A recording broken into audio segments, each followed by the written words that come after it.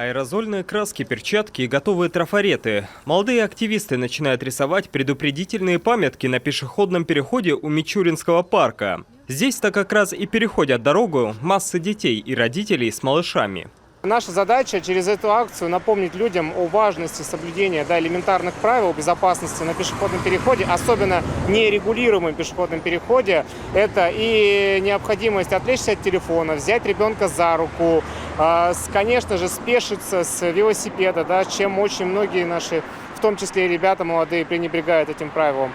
Марафон «Безопасность детства» проходит не первый год. Детские омбудсмены организуют его во всех субъектах России. Уполномоченный по правам ребенка Коми участвует в акции лично, охотно используя яркие краски на асфальте. В рамках этого проекта акцент мы делаем на те места, где с ребенком может что-то случиться. Одно из таких направлений – это борьба и профилактика дорожно-транспортных происшествий. Иногда мы забываем о том, что пешеходы являются ответственными участниками дорожного движения, и от того, насколько они знают правила, зависит напрямую их жизнь и здоровье. За день активисты украсили такими памятками 10 пешеходных переходов в столице. Они надеются, каждый рисунок заставит остановиться и напомнит о правилах дорожного движения. Ведь по данным ГИБДД с начала года на дорогах Сыктывкара пострадало 54 пешехода, 41 из них именно на зебрах. В ДТП попали 32 несовершеннолетних.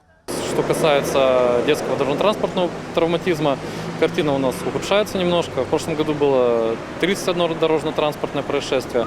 Да, там детей пострадало больше, 36, но стоит не забывать про автобус затонский. Именно там у нас пострадало только 8 детей. Поэтому можно сказать, что у нас в этом году больше ДТП и больше пострадавших в ДТП. И, к сожалению, больше ДТП по вине самих несовершеннолетних. Поэтому хотелось бы еще раз обратиться к родителям. Не забывайте про правила дорожного движения, не забывайте напоминать своим детям про правила дорожного движения.